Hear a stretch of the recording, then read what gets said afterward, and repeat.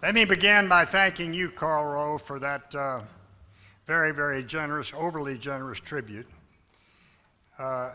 You do owe me one, but only one. But I want to ask who found my high school yearbook photo here, and Strauss's for that matter. Thank you, Karl Rove, for your dedicated leadership to the Republican Party, and thank you for your dedication to the goal of good government and for your own steadfast service to our country. Ladies and gentlemen, it is wonderful for me to receive this award. I'm really honored. I'm honored particularly because I'm receiving this award along with Bob Strauss, a really good friend. Bob was not only a superb diplomat who helped us end the Cold War and end it peacefully.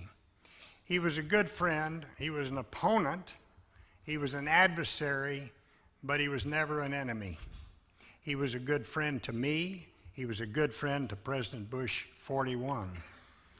I don't need to tell this crowd that Bob is a Democrat and I am a Republican. So we've been on the opposite sides of a couple of presidential elections. But as I said, while we were adversaries, we never were enemies. I can't ever remember having a harsh word passed between us. We were, and we are, to this day, great friends. I never will forget a time in Washington when I was under the gun. I was getting criticized daily in the national press, and some people were doubting my word. We have a scandal a week up there, and this was one of the scandals that happened on my watch. And I never will forget Bob Strauss, this adversarial Democrat, telling the press something that I will always forever appreciate. He said, "Anything Jim Baker says, I would judge to be true." He said, "There isn't anyone in American politics whose ethics I place higher than Jim Baker's." That's the kind of adversarial politician Bob Strauss was. And that's the kind of politician we need more of in Washington, D.C.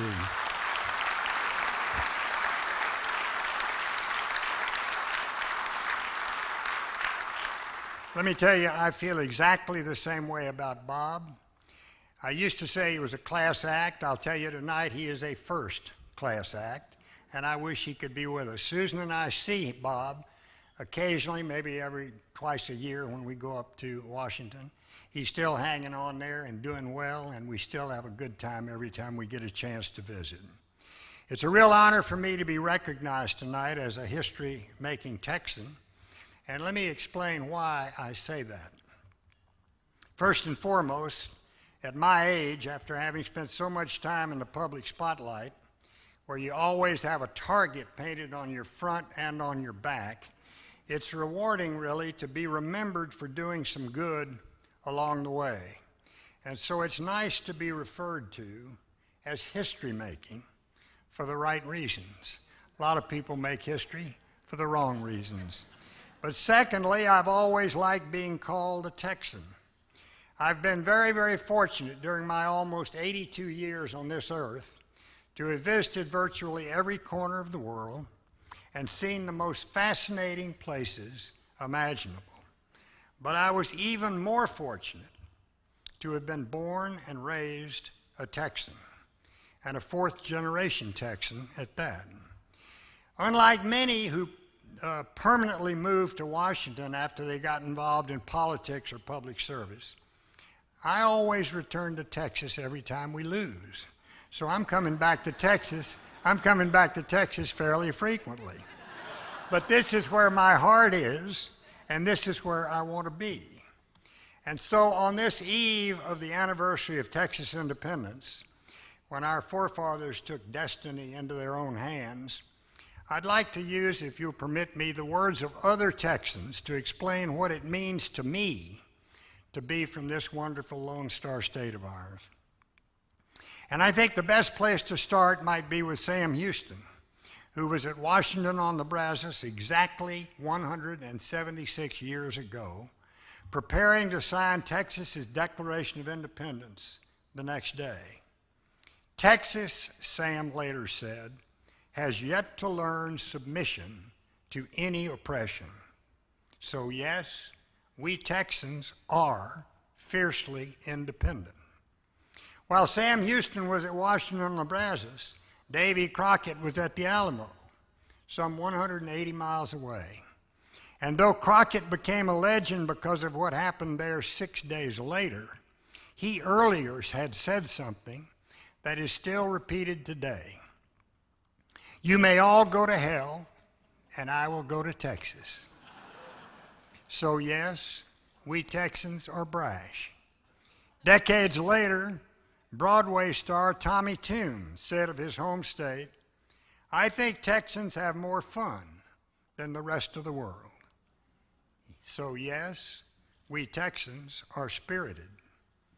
And President George W. Bush hit the nail on the head when he said, you know, some people look at me and they see a certain swagger, which in Texas we call walking.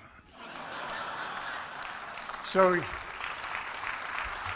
yes, indeed,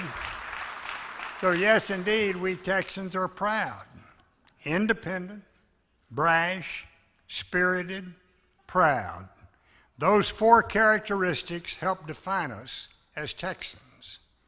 And they are also the reasons why I agree with the writer John Steinbeck when he said, Texas is a state of mind. Texas is an obsession. Above all, Texas is a nation in every sense of the word. And so, ladies and gentlemen, I thank you once again for this award. I am truly honored, particularly honored by the presence of so many here tonight. And I thank God that I am a son of the nation of Texas. Thank you all very much.